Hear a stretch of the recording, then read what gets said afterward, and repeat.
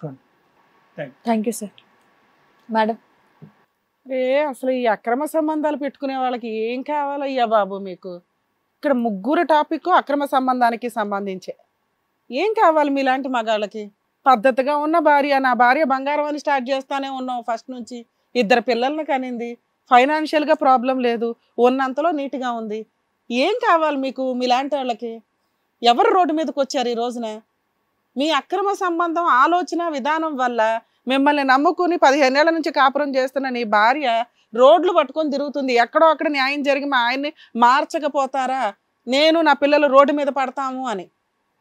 ఎవరి వల్ల ఇది జరిగింది? మీ ఆలోచన విధానం వల్ల.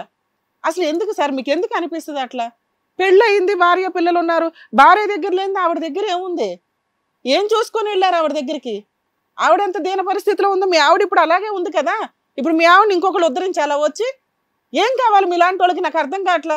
భార్య పెళ్ళవగానే విలన్ పోనీ మీరు అది కూడా చెప్పట్లా. మా ఆవిడ విలన్ అండి, మా ఆవిడ వేస్ట్ ఫెలో అండి, మా ఆవిడ రెడీ అవ్వదండి, మా ఆవిడ గయ్యాలు గంపండి అని ఒక్క మాట చెప్పలా. మీ ఆవిడ బాగానే ఉందిగా, ఎందుకు మీకు ఆవిడతో ఇంట్రెస్ట్ పెరిగింది? అటు వెళ్ళాలని ఎందుకు అనుకుంది? ఎందుకు అనుకున్నారు చెప్పండి, నాకు అర్థం కావట్లా. ఆ తెంగర ఏమంటుందో తెలుసా? మా ఆయన బంగారం అండి, ఊరంతా చెప్పినా నాకు నేను నమ్మలేదు, 2 years నుంచి జనాలు చెప్తున్నారు అని. 2 months బ్యాక్ ఎక్కడో నువ్వు ఫోన్లు ఏదో ఆర్డర్లు ఇస్తే వేరే చోట్లకి వెళ్తున్నాయి డెలివరీలు, ఏంట్రా బాబు అని కనిపెడితే నీ వెనకాల బయలుదేరితే నీ ఫోటో ఫ్రేమ్ కనిపించింది ఇంట్లో. ఆ ఇంట్లో ఏం కావాలి అసలు? మీలాంటి వాళ్ళకి ఏం కావాలో చెప్పండి. అదేదో సొంత భార్యలే చేస్తారు, ఆ పనికిమాల బ్యాచ్లు కాకుండా. ఏం కావాలి? ఏం కావాలి మీకు? ఆవిడ సొంత భర్తనే వదిలేసింది, మీ ఆవిడ వదిలేసిందా? ఇప్పుడు మీ ఆవిడ కూడా వదిలేసి ఆవిడ తగులుకోవాలా? మరి మీరు చేసిన పని ఆవిడ చేయాలి, అంతేనా మీరు అనేది? అట్లా చేయదు మేడం గారు మా ఆవిడ. అరే ఇప్పుడు వాళ్ళ ఆయన అలాంటి వాడు అనుకునే కదా ఆవిడ వదిలేసింది. ఆవిడకి ఏదో కష్టం ఉండే కదా అలా ఆయన వదిలేసింది. ఇప్పుడు నీ వల్ల మీ ఆవిడకి కష్టం, నిన్ను వదిలేస్తుంది. ఇప్పుడు ఆవిడ ఏం చేయాలి నెక్స్ట్? పతివ్రతలాగానే బతకాలా? సమాజం అంతా మీలాంటి వాళ్ళు ఉన్నప్పుడు ఆవిడ మాత్రం ఏం చేస్తుంది? ఎవడో ఒకడు ఉద్ధరిస్తాడు. సొంత పిల్లల్ని ఉద్ధరించలేని వాళ్ళు ఇలా ఉద్ధరిస్తూ ఉంటారు. అప్పుడు సర్వీస్ చేయడానికి వచ్చి ఆలోచించుకో, ఏం చేయాలని ఆలోచించుకో. అమ్మ మీ గురించి మాట్లాడాలి తల్లి. ఏంటమ్మా మీలాంటి వాళ్ళు? నాకు అర్థం కావట్లా. పెళ్లి చేసుకున్నారు, భర్త ఉన్నాడు, పిల్లాడు ఉన్నారు, అవునా? ఈ 2 పనులు మీకు. ఒకటి అక్రమ సంబంధాలు పెట్టుకొని వేరే వాళ్ళ భర్తలను లాక్కోవడం, లేదా భర్తలను కోట్ల చుట్టూ తిప్పి తిప్పి పిప్పు చేయడం. ఇంతేనా? స్త్రీకి స్త్రీనే విలను అనడానికి మీరు ఎంత ఎగ్జాంపుల్ ఉంటారో తయారైపోతున్నారు మీలాంటి వాళ్ళంతా. ఇంకేమన్నా అంటే పెద్ద టీవీల్లోకి వచ్చి మరీ చెప్తున్నారు మేమిద్దరం ఆదర్శాలు అవసరమండి, అడల్టరీలో ఉన్నామండి, ఏం చేసుకుంటారో చేసుకోండి అని. నీలాంటి వాళ్ళని చెప్పు తీసుకుని కొడుతున్నారు. అరే స్త్రీకే ఇన్సల్ట్ జరుగుతుందని ఎత్తిపడేశారు ఆ సెక్షన్. అది ఈ రోజున మీరు కాలర్ వేసుకొని అక్రమ సంబంధాలకు లైసెన్స్డ్గా తిరుగుతున్నారు. ఎంత నంగనాచిలాగా మాట్లాడుతున్నావమ్మా? నీ హస్బెండ్ దగ్గర నీకు దిక్కాణం లేదు, అది నీ కర్మ. నువ్వు ఇండివిజువల్గా బతకడానికి డిసైడ్ అయ్యి మీ ఆయన్ని వదిలేసావు. ఇంకొకరి భర్తను ఎట్లా తగులుకుంటావు? ఖాళీగా ఉన్న మగాళ్ళు 3 మంది ఉన్నారు, పెళ్ళిళ్ళు అవ్వక డైవర్సులు తీసుకున్న మగాళ్ళు 3 మంది ఉన్నారు. ఇండివిజువల్గా ఉన్న మగాళ్ళు మీకు ఎందుకు నచ్చరు? భార్య పిల్లలు ఉన్న వాళ్ళు ఎందుకు తగులుకుంటారు మీరు? ఏం చూసేసావు ఆయనలో? అలా ఆవిడకి కనిపించింది, నీకేం కనిపించిందమ్మా? మీ ఆయనలో కనిపించింది, ఈయనలో ఏం కనిపించింది నీకు? ఎందుకు తల్లి సమాజాన్ని నాశనం చేయడానికి తయారవుతారు? మీరు అక్రమ సంబంధాలు పెట్టుకోండి, ఇంకొకళ్ళ జీవితాలు నాశనం చేసే వాళ్ళతో కాదు. వీళ్ళ కుటుంబంలో ఏమన్నా క్రూయాలిటీ ఉందనుకుంటారా? ఏమన్నా హెరాస్మెంట్ ఉందా? నువ్వు తప్ప, నువ్వు పెద్ద విలన్ వీళ్ళ దాంట్లో. ఈయనకున్న పిచ్చి ఆలోచనకి నిన్ను తగులుకున్నాడు. నీలాంటిది ఇంకొకటి తయారవ్వాలి నెక్స్ట్. ఎవరు వేసుకుంటున్నారు ఈ పాపం అంతా? నీ పిల్లల స్వార్థం కోసం నువ్వు కష్టపడు, మీ ఆయన దగ్గర నుంచి వసూలు చేసుకో, నీకు కుదిరితే కష్టపడి సంపాదించుకోవడం అలవాటు చేసుకో. ఇట్లాంటి కష్టం కాదు. ఆడెవడో వచ్చి నీకు హెల్ప్ చేయడం ఏంటి? ఇప్పుడు అలాంటి వాడు ఎవరో 3 మంది పెళ్ళిళ్ళు కాని వాళ్ళు ఉన్నారు, డైవర్స్లు అయిన వాళ్ళు ఉన్నారు. అలా ఇండివిజువల్గా ఉన్న వాళ్ళతో ఉండొచ్చు కదా. సంపాదించాలి. భర్త భార్య పిల్లలు ఉన్న వాళ్ళు మీకు ఎందుకు నచ్చుతున్నారో నాకు అర్థం కావట్లా. సొంత భార్య యొక్క ఏడుపు వీళ్ళకి తెలియదు, నీ ఏడుపు తెలిసిపోయింది దీనికి. నిజంగా స్త్రీ యొక్క ఏడుపు తెలిసినోడు ఈ పాటకు అక్కడికి వెళ్ళి కూర్చోవాలా? ఈయన గురించి నువ్వు మాట్లాడుతున్నావు, మా అబ్బాయిని చూసుకుంటాడండి అని. ఇలాంటి డబ్బుతో బతకడం కూడా ఒక గౌరవమేనా? మీకు దమ్ముంటే ఆవిడకి విడాకులు ఇప్పించి నీ దగ్గర నీతో పెళ్లి చేయించుకో. తిప్పి కొడితే మళ్ళీ ఒక 5 ఏళ్ళకి నువ్వు ఈయన వదిలేస్తావు. ఎందుకంటే అన్యోన్యంగా ఉన్న ఆవిడనే వదిలేశాడు కదా ఇక్కడ. నువ్వెంత ఆఫ్టర్ ఆల్. మగాళ్ళ బుద్ధి అలాగే ఉంటుందని నీకు అర్థమవుతుందా? ఆ అమ్మాయి ఏం తప్పు చేసింది? మంచిగా ఉండడం ఆవిడ చేసిన తప్ప, భర్తను సర్దుకోవడం ఆవిడ చేసిన తప్ప. నీలాంటి వాళ్ళు వచ్చి జీవితాలు నాశనం చేస్తూ ఉంటారు. అమ్మ ఈ స్టేజ్ మీద నీకు చెప్పేది, నువ్వు కోర్టుల చుట్టూ మాకేం సంబంధం లేదండి, ఎవరు మమ్మల్ని ఏం అనరు కదా, మీరు ఏమైనా ఉంటే ఆయనకి చెప్పుకోండి అంటున్నావు కదా, కోర్టులో కేసులు ఫైల్ చేయాల్సిన అవసరం కూడా లేదు. నీ కొడుకుని తీసుకొచ్చి మాట్లాడతాను నేను. 10వ తరగతి చదువుతున్నాడంటే వాడికి 16 ఏళ్ళు ఉన్నాయి, వాడికి అన్నీ తెలుసు. ఎవడో డాడీ ఇచ్చే డబ్బు తీసుకొని నేను చదువుతున్నానా అని తెలిసిన రోజు నిన్ను ఎంత హీనంగా చూస్తాడో తెలుసా? అన్న హాస్టల్లో పెట్టి చదివిచ్చేసి నువ్వు ఇక్కడ దుకాణం నడిపిస్తున్నావు కదా, అలా చెప్పమంటావా మీ అబ్బాయికి? ఎక్కడి నుంచి వస్తున్నాయి నీకు డబ్బు? ఈయన ఇస్తుంటే 2 సంవత్సరాల నుంచి మీ ఆయన దగ్గర కాంపెన్సేషన్ వసూలు చేసావు, విడాకులు ఇచ్చేసావు, ఈయన తగులుకున్నావు, వీళ్ళ కాపురంలో చిచ్చు పెట్టావు. మీ అబ్బాయికి చెప్పమంటావా? వద్దు మ్యామ్. ఏ జాబ్ చేసుకుని బతకలేవు, కాళ్ళు చేతులు బాగానే ఉన్నాయిగా. నీకు ప్రేమ కావాలంటే పర్ఫెక్ట్ వ్యక్తిని చూస్ చేసుకొని లవ్ చేసి పెళ్లి చేసుకో. ఎవడన్నా ఉద్ధరించాలనుకుంటే అలాంటి వ్యక్తిని చూసుకోండి, కాపురాలు నాశనం చేయడం కాదు. అమ్మ నీలాంటి వాళ్ళ గురించి మాట్లాడాలా? నువ్వు మంచిదానివే. 90% లేడీస్ ఈ రోజు నీ ప్రాబ్లం ఫేస్ చేస్తున్నారు. భర్తలు అక్రమ సంబంధం పెట్టుకోవడం, భార్యలు కూడా పెట్టుకుంటున్నారు. విడ్డూరం, ఆవిడ కూడా ఒక భార్యగా. ఈ పెళ్ళిళ్ళు అయిన వాళ్ళ మీదే పెట్టుకుంటారు, వాళ్ళ భార్యలో భర్తలో ఉంటారు. ఇదేం విడ్డూరం నాకు అర్థం కాదు. ఖాళీగా ఉన్న వాళ్ళు వీళ్ళ కళ్ళకే కనిపిరు. వాళ్ళతో వెళ్ళినా కానీ అది అంతవరకే తగ్గదా, వాళ్ళ వరకే. ఇక్కడ వీళ్ళ మీద ఆధారపడిన కుటుంబాలు నాశనం అవుతున్నాయి. మీలాంటి లేడీస్ భర్తలు అక్రమ సంబంధాలు పెట్టుకునేటప్పుడు చేసే పెద్ద మిస్టేక్ ఏంటో తెలుసా? సిఐడి ఇన్వెస్టిగేషన్ చేసి కనిపెట్టేసి ఏదో ఉద్ధరించేస్తే ఆయన భయపడిపోయి వణికిపోయి ఇంకా మానేస్తాడేమో అని. కానీ 80% కేసుల్లో అది జరగదు.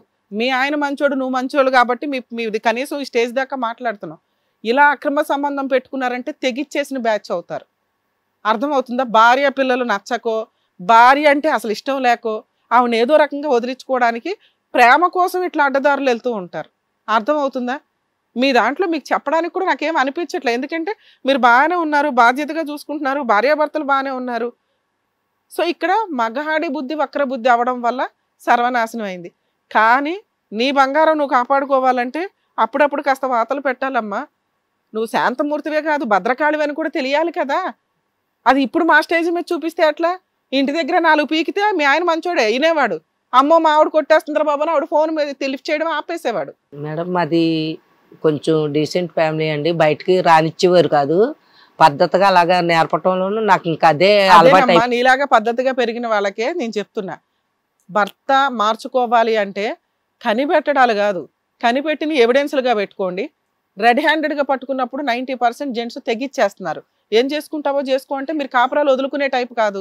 దానివల్ల వీళ్ళకి లీనియన్స్ అయిపోతుంది. ఓహో తెలిసినా రెడ్ హ్యాండెడ్గా పట్టుకున్నా ఈవిడ నన్ను వదలదు కాబట్టి నాతో కాపురం చేస్తుంది, గతి లేదు అనే సీన్ రాకూడదు. మీరు లౌక్యంగా కనిపెట్టుకోండి, ఎవిడెన్స్లు పెట్టుకోండి, లీగల్గా వాడుకోవడానికి అవసరం. 2 అసలు అలా వెళ్ళడానికి కారణాలు ఏంటి? ఈయనకి సహజంగా వక్రబుద్ధి వల్ల వెళ్ళాడు, అట్రాక్షన్ వల్ల వెళ్ళాడు తప్ప రియల్గా మీ ఆయన ఆ టైపు కాదు. పరువుకి ఇంపార్టెన్స్ ఇచ్చే వ్యక్తి.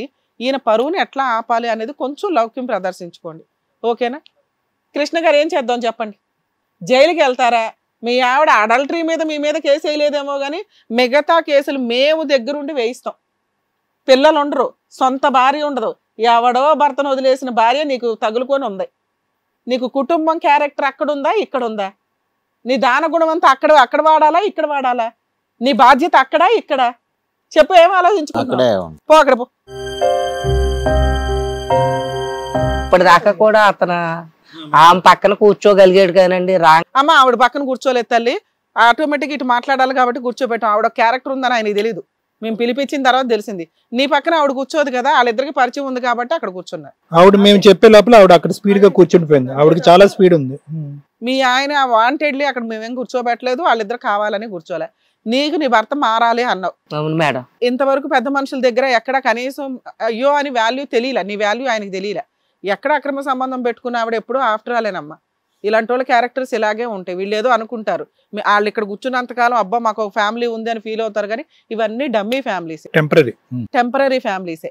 సో ఒక సొంత భార్యని సొంత పిల్లల్ని జాగ్రత్తగా చూసుకోలేని ఒక వ్యక్తి వీళ్ళని బాగా చూసుకుంటాడు అనేది డబ్బు కోసమే. డబ్బు ఉన్నంత వరకు గీకేసి తర్వాత అవతల పడేస్తారు. అర్థమవుతుందా?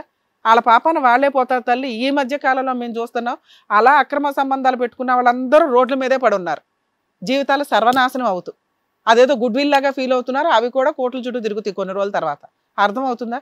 నీ భర్తని నీ చేతిలో పెడుతున్నావు, ఇంకొకసారి ఆ అమ్మాయి ఇంటికి వెళ్ళడు. ఏమయ్యా చెప్పాలి. సారీ చెప్పు మీ ఆవిడకి. సరిపోతుంది మేడం, నాకు ఇంకా పెద్దగా ఏం గొడవలు గట్ట ఏం అవసరం లేదు. నువ్వు ఒక దానివి, ఇక్కడ ఎలా అరిచావో ఇంకోసారి అట్ట తింగర పనులు చేస్తే నీ పిల్లల్ని దండిస్తావు కదా. నీ భర్త కూడా నీకు పిల్లోడి కిందే లెక్క, ఆయన కూడా దండించి ఏం పర్లా, ఇనేట్ అయిపోయి. అమ్మా మీకైతే నమస్కారం తల్లే. మీరు ఇంకొకటి తగులు కూడా కంటే జాబ్ చేసుకుని ఇండివిడువల్ గా బతకండి. ఆ కొడుకు గురించి పిల్లోడు పరువు చాలా ఇంపార్టెంట్. ఫీజుల గురించి వేరే కంపలకు కోల్చొద్దు. ఇప్పుడు దాకా నేను మంచిగా ఉన్నాను, నా మంచితనం మెత్తంతనం అని అనుకున్నారు, కానీ ఇక మీదట అయితే కనుక నేను అలా ఊరుకుండేదాన్ని కాదు. గుద్దుతుంది. జాగ్రత్తగా ఉండాలి, నేను కావాలి, పిల్లలు కావాలి, ఒక ఫ్యామిలీ కావాలి అనుకుంటేనే మీరు ఇప్పుడు ఏదో ఒక నిర్ణయం తీసుకోనండి. పద్దాకి ఇలాగా 10 మందిలో పంచాయతీలు పెడితే కనుక నేను అట్టగా ఊరుకుండేదాన్ని కాదు. ఓకేనా చేయలే అమ్మా? ఈసారి మీ ఆయన ఎక్కడైనా తింగరేసాలు వేస్తే మాకు ఇన్ఫార్మ్ చేయి, ఇక అప్పుడు లీగల్ గానే వెళ్ళిపోదు, కానీ ఇంకో ఛాన్స్ ఇవ్వద్దు. మేము చేస్తాం అతను సోషల్ సర్వీస్. ఏమండి లత గారు, మీరు బయలుదేరొచ్చు. బాబా ఎంత కోపంగా వెళ్తున్నావిడే. మంచి పని చేసిందికి అందుకే వెళ్తాం. ఇంకో తలుపు కొడతారు. అది కృష్ణ గారు, రమణి గారు, ఇది ఫ్యామిలీ అంటే. ఎస్. సో చక్కగా ఇలా హ్యాపీ ఫ్యామిలీగా పిల్లల్ని చూసుకుంటూ హ్యాపీగా ఉండండి. ఏంటి ఇలాంటివన్నీ పక్కన పెట్టేయండి. జాగ్రత్త. రమణి గారు హ్యాపీయా? నమస్తే నమస్తే నమస్తే మేడం. ఆల్ ది బెస్ట్ అమ్మా. దండండి, జాగ్రత్త.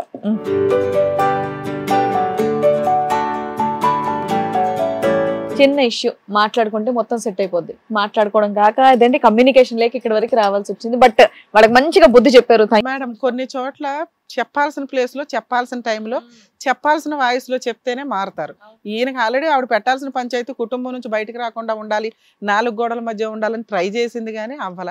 ఈ స్టేజ్ మీదే మారాడు. ఎందుకంటే ఇక దిగుతారా బాబు వీళ్ళు ఏ రకంగా అన్నా కానీ ఎందుకు వచ్చింది, కాపురం నిలబెట్టుకోవాలని ఇక్కడికి వచ్చినాక బుద్ధి వచ్చింది. డెఫినెట్ గా వాళ్ళు నిలబెట్టుకుంటారు, బయటకు వెళ్ళక హ్యాపీగానే ఉంటారు. అలా మీరు చెప్పినందుకు మీ ఇద్దరికి థ్యాంక్ యూ సో మచ్. మరో కథతో మళ్ళీ కలుద్దాం. ఈ కార్యక్రమాన్ని ఇంతగా అభిమానిస్తున్న ప్రతి ఒక్కరికి కూడా శిరస్సు ఉంచి నమస్కరిస్తున్నాము. ఈ సందర్భంగా మీ అందరితో నేను ఒక విషయాన్ని పంచుకోవాలి అనుకుంటున్నాను. మేము చేసేటటువంటి ఇది కథ కాదు జీవితం కార్యక్రమం ద్వారా ఎంతో మందికి ప్రత్యక్షంగాను పరోక్షంగాను సహాయం అందుతుందని భావిస్తున్నాం. ఎక్కడ ఉండి ఇక్కడికి రాలేని ఎంతో మందికి అడ్వకేట్ రమ్య మేడం గారు, సైకియాట్రిస్ట్ డాక్టర్ కళ్యాణ్ చక్రవర్తి గారు ఇచ్చేటటువంటి సూచనల ద్వారా వాళ్ళ జీవితాల్లో ఎలాంటి మార్పులు తెచ్చుకుంటే ఆనందంగా ఉంటారో అలాంటి మార్పులు తెచ్చుకుంటున్నారు. మా ఆశయం ఒకటే, అందరూ బాగుండాలి, అందులో మేము ఉండాలి. ఇది కథ కాదు జీవితం ప్రోగ్రామ్ అందరికంటే ఒక రోజు ముందుగా మీరు చూడాలి అనుకుంటే వెంటనే డౌన్లోడ్ చేయండి హిట్ టీవీ యాప్. ఇందులో మీరు నచ్చే మెచ్చే కంటెంట్ సిద్ధంగా ఉంది. మరి ఇంకెందుకు ఆలస్యం, వెంటనే డౌన్లోడ్ చేసుకోండి హిట్ టీవీ యాప్.